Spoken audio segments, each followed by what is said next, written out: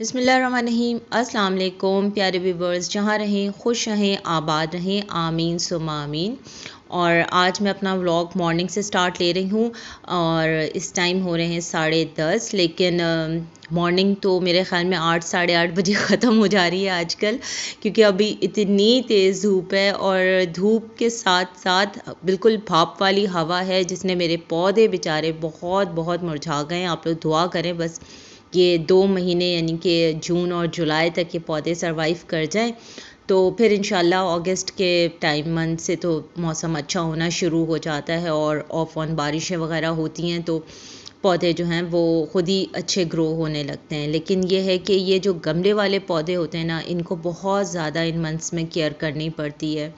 और जी, ये मैं अपनी लॉन्ड्री स्टार्ट ले रही हूँ। लॉन्ड्री मैं बहुत अर्ली मॉर्निंग कर लेती हूँ, क्योंकि आजकल जो है वो देर से लॉन्ड्री करने में फिर ये होता है कि तेज़ धूप होती है और उसमें अगर आप कपड़े डालें तो फिर कपड़ों का कलर फेड हो जाता है। यहाँ पे धूप डायरेक्ट तो नहीं आती है, क्योंकि छत वाली धूप का तो मज़ा नहीं है। गैलरीज़ में इतनी कोई ख़ास धूप नहीं होती, लेकिन फिर भी जो उसकी तपिश होती है, तो मेरी कोशिश ये होती है कि मैं इस टाइम तक अपनी लॉन्ड्री ख़त्म कर लूँ। लेकिन आज सुबह लाइट नहीं थी, तो इस वजह से लॉन्ड्री जो है वो मेरी लेट हो गई। और बाहर में मैं पहले अपनी लॉन्ड्री और पौधों को देखने के बाद मैं अपनी किचन क्लीनिंग का काम कर लेती हूँ, ताकि जब मैं किचन से निकलूँ तो फिर मेरा किचन बिल्कुल नीट एंड क्लीन हो। और जब आप सारा काम वन हैंड हो रहा होता है ना, मतलब आपने सारा काम अंदर बाहर ख़ुद करना होता है, तो अगर आप उसको थोड़ी सी प्लानिंग के साथ कर लें तो आपका काम अपने टाइम पे ख़त्म होता है और आपको इतनी थकावट नहीं होती। तो मैं भी इसी तरह से पहले किचन क्लीनिंग का काम ख़त्म करने के बाद और अपनी जो लंच होती है उसकी हाफ़ प्रिपरेशन करके और फिर मैं अपने कमरों वगैरह को ठीक करना और जो बाकी अगर कोई मुझे एक्स्ट्रा काम करना हुआ तो वो फिर मैं करती हूँ।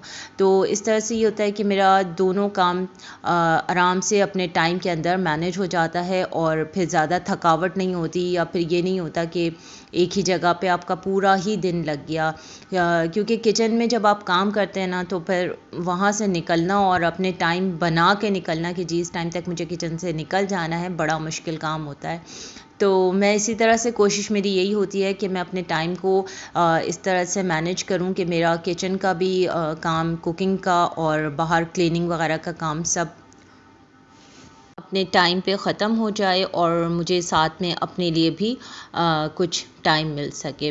तो आज मैं बना रही हूँ सिंपल दाल चावल और उसके साथ मैं बैगन फ्राई बनाऊँगी। तो मैंने अभी दाल को जो है वॉश किया है और उसके बाद इसी पैन में मुझे बनाना है। तो मैंने इसमें मूंग मसूर की दाल है, इसमें मैंने नमक, हल्दी, लाल मिर्च और लहसुन अदरक डाल के इसको मैं थोड़ी देर सोक करूँगी और आधे पौन घंटे बाद मैं इसको धीमी आंच पे चूल्हे पे चढ़ा दूँगी। और साथ ही जो है मैं ये चावल हैं इनको भी पानी में थोड़ी देर वॉश करके सोक कर दूँगी और फिर मैं इनको बॉईल कर लूँगी। तो सिंपल इस तरह से मेरा जो है वो किचन का काम कंप्लीट हो जाएगा। और साथ में ये जो है मेरे कचरे का शॉपर है। मैं पत्ती है या अंडे का छिलका है या कोई फ्रूट का छिलका होता है, तो मैं उसको डायरेक्ट डस्टबिन में बड़े शॉपर में नहीं डालती, बल्कि मैं उसको पहले किचन में छोटे शॉपर में अपना सारा कचरा जमा करके फिर उसको बड़े डस्टबिन में डालती हूँ। और मैं किचन में एक अपना मॉइस्चराइज़र ज़रूर रखती हूँ, और कुछ भी ना हो तो मैं कोकोनट ऑयल या सरसों का तेल ही सही, लेकिन मैं ज़रूर लगाती हूँ। क्योंकि जब हम बर्तन वगैरह वॉश करते हैं और केमिकल्स इस टाइप का जैसे लिक्विड वगैरह यूज़ करते हैं, तो हाथ बहुत ड्राई और रफ़ हो जाते हैं। तो सेल्फ़ पैम्परिंग भी साथ साथ आप करते रहें, तो उसके लिए कोई अलग सा टाइम आपको निकालने की ज़रूरत नहीं पड़ती, या आपको ये डिप्रेशन नहीं होता कि जी मैं सारा दिन घर में ही लगी रहती हूँ और अपने लिए वक्त नहीं निकलता। तो आज जो है करना था हमें अपने स्टडी रूम की क्लीनिंग, क्योंकि बच्चों के एग्ज़ाम्स फाइनल ख़त्म हो चुके हैं और अब जो है वो उनकी किताबें कुछ हटानी हैं, कुछ रखनी हैं, और साथ साथ ये मैं अपना स्टोर भी ठीक करूँगी। हम लोग जो हैं वो इस तरह के जो गत्ते वगैरह की चीज़ें होती हैं इनको मैं डस्टबिन में नहीं डालती, बल्कि मैं इनको स्टोर में मैंने एक डब्बा रखा हुआ है एसी के आउटलेट का, तो उसके अंदर हम सारा कुछ जमा करते हैं और महीने 1.5 महीने के बाद फिर मैं उसको जो है वो रद्दी में दे देती हूँ। उससे फिर ये होता है कि जो पैसे आते हैं वो मैं सदका कर देती हूँ। तो ये एक रूटीन होती है, बच्चों को भी पता होता है कि हमने इस तरह की जो चीज़ें हैं उनके कोई भी कुछ खाते पीते हैं, कोई बॉक्सेस वगैरह की चीज़ें होती हैं तो वो उनको डस्टबिन में नहीं डालते, या बॉटल्स होते हैं, प्लास्टिक बॉटल्स, कैन्स, तो वो उसको लाके स्टोर में रखते हैं। और फिर उनको पता होता है कि जी अगर उनके पास कोई पैसे वगैरह होते हैं तो हमने एक बॉक्स बना के रखा हुआ है जिसको हम लोग सदका बॉक्स कहते हैं, तो बच्चे भी उसके अंदर डालते हैं। और इस तरह से उनको एक आदत सी पड़ जाती है कि हमने पैसे सदका करने हैं, महीने में, 1.5 महीने में एक शेड्यूल बन जाता है। और ये जो है अभी हम लोग अपनी क्लीनिंग कर रहे हैं, सामान निकला है, तो ये उमैमा का, इसे तो मेरा ख्याल है गुलैल कहते हैं लेकिन ये उमैमा कुछ और, इसका कोई एक गेम का नाम है, वो इन्होंने ख़रीदा था और फिर इनको याद नहीं है कि वो गेम कहाँ है इनका। तो अभी जब इन्होंने स्टोर में से अपनी बास्केट वगैरह क्लीन की है तो इनको ये मिला है। अब ये इतने ही टाइम तक खेला जाएगा कि इनको जब तक याद है, और फिर उसके बाद ये रखा जाएगा। तो ये होता है कि जब हम लोग कोई चीज़ सफाई करो तो उसमें से कुछ, जब जो चीज़ आपने अपने जानते पहले फेंक दी होती है, फिर एकदम से याद आता है नहीं नहीं ये इससे तो मुझे खेलना था और ये तो मेरे काम की है। जैसे मेरे पास अभी ये बबल रैप था, ये मैंने ही इसमें स्टोर में डाला था, लेकिन अभी मुझे लग रहा है कि नहीं, इसमें कुछ कुछ तो बबल्स अभी बाकी हैं जिनको मैं पॉप कर लूँ। तो मैं फिर इसके साथ ये कर रही थी, और मैंने इन लोगों को आज दोनों को लगाया है कि तुम लोग स्टोर खाली करो और जब तक मैं पानी वानी पीऊँ और डायरेक्शंस दूँ, क्योंकि रोज़ तो ये होता है कि स्कूल डेज़ में तो ये लोग कोई घर पे होते नहीं हैं, तो सारा कुछ मैं अकेले ही कर रही होती हूँ। तो जब अभी ये घर पर हैं तो इनको चाहिए कि थोड़ी सी हेल्प करें। और साथ साथ ये भी होता है कि जब बच्चों को हम अपने साथ लगा लेते हैं ना, तो थोड़ा सा उनका एक वो होता है ना कि बोरियत हो रही है, क्या करें, कुछ करने के लिए नहीं है, तो एक एक्टिविटी मिल जाती है, क्योंकि वो भी अपने रूटीन से हट जाते हैं। उनकी रूटीन होती है, इस टाइम वो स्कूल में होते हैं, अब ये 2-2.5 महीने जो उनके लिए हो जाते हैं घर में बंद, तो बच्चों की भी समझ नहीं आता कि वो अपने आप को किस तरह से किन कामों में बिज़ी करें। मैथ्स, इंग्लिश और साइंस ये बुक्स मैं नहीं निकालती, क्योंकि फिर इनकी बाद में ज़रूरत पड़ रही होती है, और कुछ भी ज़रूरत ना हो तो फिर इनकी जो पेस्टिंग वगैरह के लिए पिक्चर्स चाहिए होती हैं, तो फिर वो हम इन बुक्स से ले लेते हैं। या फिर ये कि थोड़ी सी गाइड चाहिए होती है तो फिर हम पिछली बुक्स को उसके साथ रेफ़र करने के लिए रखते हैं। और से ये फ़ोल्डर है, ये स्कूल के लिए जो वर्कशीट्स वगैरह होती हैं, मैं उनको इस तरह से सेपरेटर्स बना कर तो इसमें रखते हैं। और फ़ायदा इससे ये होता है कि वर्कशीट्स बच्चों की इधर उधर नहीं होती, और जितनी रिवीजन वर्कशीट्स होती हैं या स्कूल टीचर्स जो हैंडआउट्स वगैरह देती हैं, तो वो सारे एक जगह पे होते हैं। और जब हम रिवीजन कर रहे होते हैं या एग्ज़ाम प्रिपरेशन कर रहे होते हैं, तो उससे हमें बहुत आराम से वो चीज़ें मिल जाती हैं, ऑर्गेनाइज़ होती हैं सारी चीज़ें ना। और ये हैं उमैमा की डायरीज़। उमैमा जो है वो पढ़ने से ज़्यादा लिखने में उनको अच्छा लगता है, कि वो स्टोरी बुक्स रीडिंग बिल्कुल नहीं करना चाहती हैं, और जो थोड़ी बहुत करती हैं उनका ज़्यादा दिल होता है कि आप ही लोग रीडिंग करें और वो सुनें। और उसके बाद वो कहानी लिखती हैं और वो इस तरह की स्केचेस करती हैं, या फिर वो जो मिनी माइनक्राफ्ट आता है प्रोग्राम उनका, तो वो उसको देखती हैं और उससे चीज़ें बनाती हैं। ये उनका सबसे अच्छा मशगला है। और ये है वो मार्क्स का बॉक्स जो इंशाल्लाह अब नहीं निकलेगा, जिसको हम लोगों ने बहुत अच्छे से पैक करके रख दिया है। अब ये सारे बोर्ड गेम्स वगैरह निकले हैं ताकि इनको खेला जाए और अपना टाइम पास किया जाए। और ये जो है सारे इनके सर्टिफिकेट्स हैं पिछले साल के, उससे पिछले साल के। हम लोगों ने सारे बच्चों के अलग अलग फ़ोल्डर्स बनाए हुए हैं। वो अपने सारे रिज़ल्ट कार्ड्स जो असेसमेंट के या फाइनल के रिज़ल्ट कार्ड्स होते हैं, सर्टिफिकेट्स होते हैं, वो सब वो अपने ये क्लास फ़ोटोग्राफ्स होती हैं वो सब रखते हैं। और ये मैं कोशिश करती हूँ कि बच्चे ख़ुद रखें और ख़ुद निकालें, ताकि उनको पता हो कि हमने ही इसको रखना है, और ये इधर उधर होंगे तो हमसे ही पूछा जाएगा। और इस तरह से बच्चों को एक थोड़ी सी ऑर्गेनाइज़ करना भी चीज़ों को आ जाता है, रिस्पॉन्सिबल भी हो जाते हैं। और अब शुरू से बच्चों को ये हैबिट डालें तो फिर आपको ज़्यादा एफ़र्ट नहीं करनी पड़ती, क्योंकि वो फिर एक अपने फ़्लो में ख़ुद ही वो काम कर रहे होते हैं। और ये देखें, जब पेंसिल ज़्यादा हो जाए ना तो उनकी ये नाक़दरी भी होती है।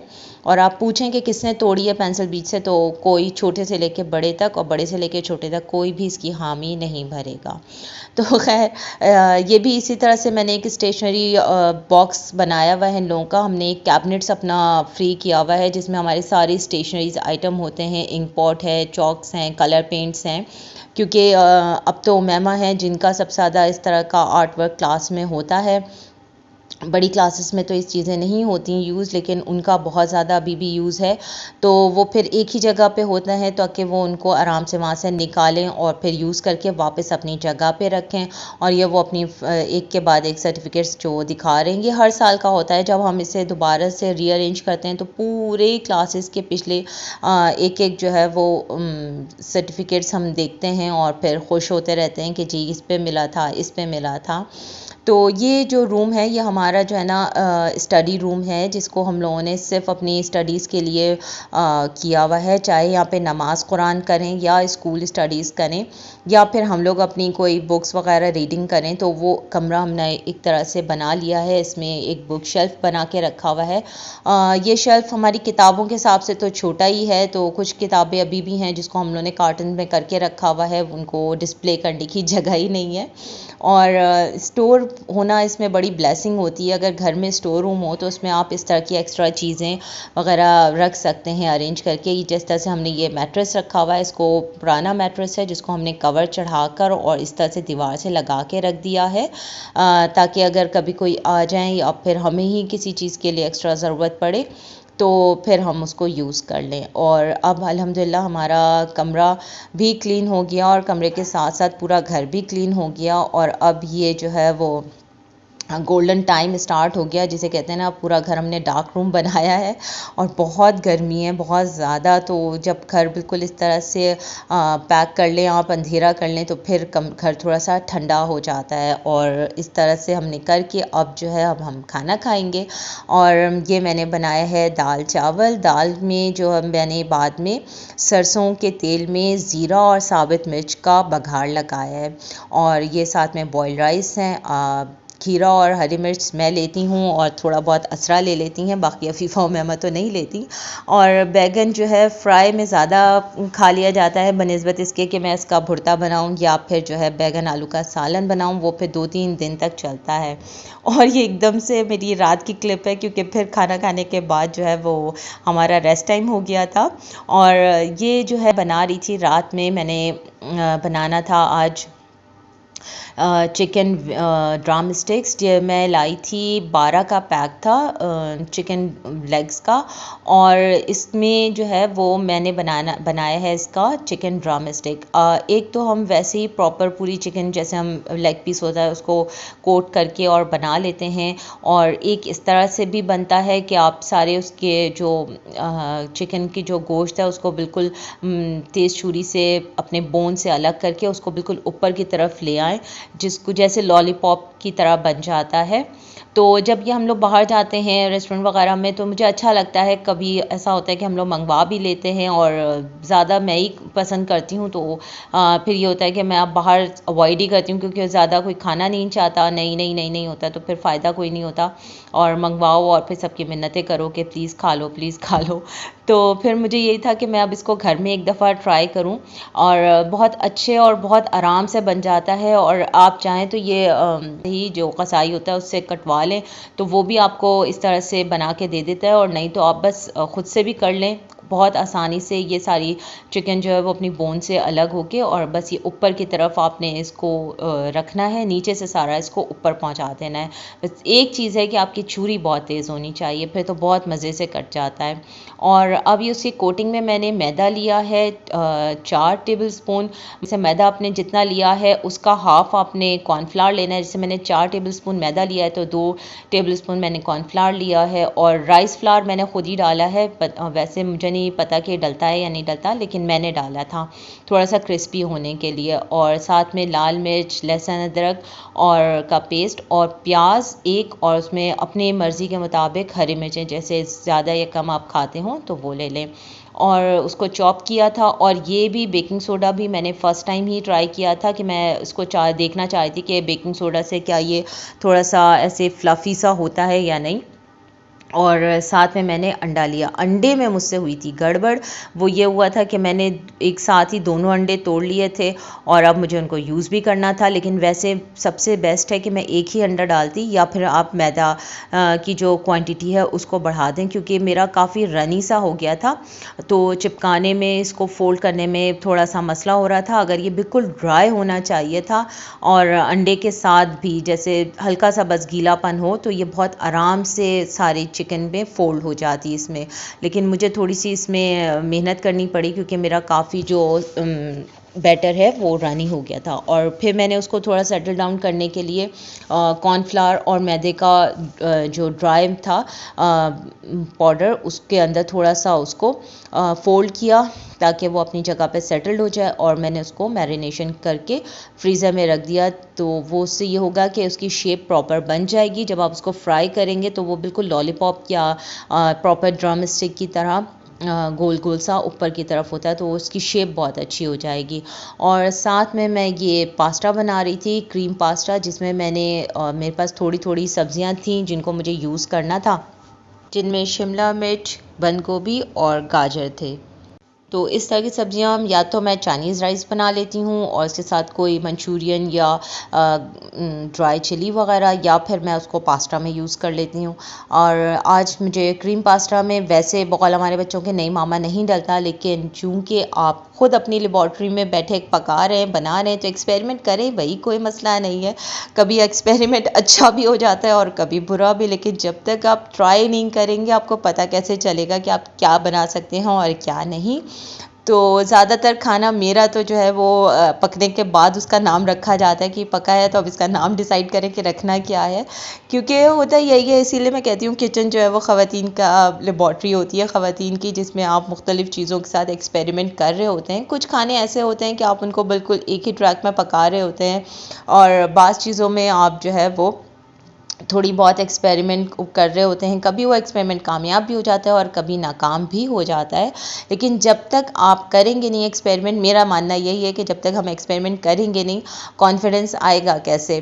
तो ये खैर, मैं पास्ता मेरा हो चुका था रेडी। उसको बस मैंने सिंपल नमक और लाल मिर्च थोड़ी सी और ऑरिगेनो पाउडर और काली मिर्च डाल के सारी जो ऑलिव ऑयल में सब्जियों को सौटे किया और उसमें बॉयल पास्ता डाल दिया। और ये जो है मैं वाइट सॉस बना रही हूँ। वाइट सॉस में मैंने बटर यूज़ किया है, मार्जरीन का बॉक्स है, क्योंकि मैं एक बड़ा बार लाती हूँ बटर का, अनसॉल्टेड बटर का, और उसको कट करके मैं थोड़ा सा नीचे फ्रिज में रखती हूँ, बाकी मैं फ्रीज़र में रख देती हूँ। और उसको मैं राइस पे भी, बॉयल राइस पे डालती हूँ, या फिर जो है वो रोटी चपाती जो बनाते हैं उस पर भी ग्रीस कर लेती हूँ, तो वो थोड़ा सा मैं नीचे रखती हूँ। आप अगर बटर नहीं है तो मार्जरीन प्लीज़ मत डालिएगा, उससे जो है ना बहुत मज़े का टेस्ट नहीं आता। तो उसके बजाय आप फिर घी यूज़ कर लें, वो फिर भी बेटर है। और जब जो इसमें मैंने मैदा और जो बटर था इसको थोड़ा सा भूना है, उसके बाद बिल्कुल ठंडा दूध डाला है, क्योंकि गर्म दूध से जो है वो लम्प बन जाता है, यानी कि गुठलियाँ सी, फुटकियाँ सी बन जाती है मैदे की, और वो जितना भी आप चलाते रहें स्पून को या विस्क को, तो वो नहीं उसमें डिज़ोल्व होती। तो उसके बाद जो है अब मैंने इसकी आँच हल्की कर दी है, और अब इसमें मैं सारे जो है वो सीजनिंग डालूँगी, जिसमें नमक है, काले मिर्च है, सॉरी सफ़ेद मिर्च है, ऑरिगेनो है, और मिक्स हर्ब डालना चाहें तो वो है, और चिकन पाउडर डालना चाहें तो वो भी आप ऐड कर लें। इन सब से फ्लेवर इन्हेंस हो जाता है। और इसके साथ मैं इसको थोड़ी देर पकाऊंगी, और लास्ट में जब ये मेरा थोड़ा सा थिक होगा, फिर मैंने इसके अंदर ये सारी चीज़, मोज़रेला डाल दें, श्रेडर डाल दें, स्लाइस वाली चीज़ डाल दें, या नहीं भी डालें, कोई ज़रूरी नहीं है, लेकिन आप डालें तो थोड़ा सा अच्छा क्रीमी टेक्सचर बनता है। और अगर चीज़ नहीं है तो आप बिल्कुल एंड में जब आप इसको सर्व करने लगें, यानी कि ठंडे जब ये सॉस हो जाए, तो इसमें क्रीम भी ऐड कर सकते हैं। और ये ड्रम स्टिक्स को मैंने फ्रीज़र से निकाल के और ऑयल में डाल दिया है। थोड़ा सा डीप इनको फ्राई करना है, बहुत ज़्यादा भी डीप फ्राई नहीं करा मैंने, लेकिन मीडियम फ्राई किया था, और इसको थोड़ा सा ढक दिया था ताकि गोश्त मेरा बिल्कुल अंदर तक अच्छे से गल जाए। और ये मेरा सॉस जो था वो रेडी हो गया था। अगर सॉस थिक हो जाए तो इसमें थोड़ा सा पानी ऐड कर दें तो दोबारा ये रनी हो जाता है। लेकिन अगर दूध ऐड करेंगे तो वो थिक ही रहेगा और मज़ीद थिक हो जाएगा, उसका जो रनी कंसिस्टेंसी है उसमें वो नहीं आएगा। और साथ में ऊपर से मैंने इसके थोड़ी सी क्रश चिलीज़ डाल दी थी। और अल्लाह का शुक्र है, जैसा मैं बनाना चाह रही थी अल्हम्दुलिल्लाह सुम्मा अल्हम्दुलिल्लाह मेरी ड्रम स्टिक्स बिल्कुल वैसे ही बनी और मुझे उनको बनाकर इतनी खुशी, क्योंकि मैंने फ़र्स्ट टाइम ट्राई किया था और बिल्कुल एग्जैक्टली वैसे ही। मुझे डर लग रहा था कि मेरा जो बैटर है वो थोड़ा रनी हो गया तो कहीं इसकी शेप ना ख़राब हो या टेस्ट ना ख़राब हो, लेकिन अल्हम्दुलिल्लाह सब बहुत अच्छा बना। और ये साथ में मैंने सॉस बनाया था जिसमें मैंने क्रीम, मेयोनीज़ और गार्लिक पाउडर और केचप ऐड किया था और फ्राइज़ और इस सॉस के साथ मैंने इसको सर्व किया था। बहुत अच्छा लगता है जब आप पकाएं और से पूरे घर वाले बहुत शौक़ से खाएं, आपकी मेहनत वसूल हो जाती है। और उम्मीद करती हूँ कि आपको मेरा ब्लॉग पसंद आया होगा। कुछ भी अच्छा लगे उसे ज़रूर ट्राई कीजिएगा और नेक्स्ट ब्लॉग में मुलाकात होगी। तब तक के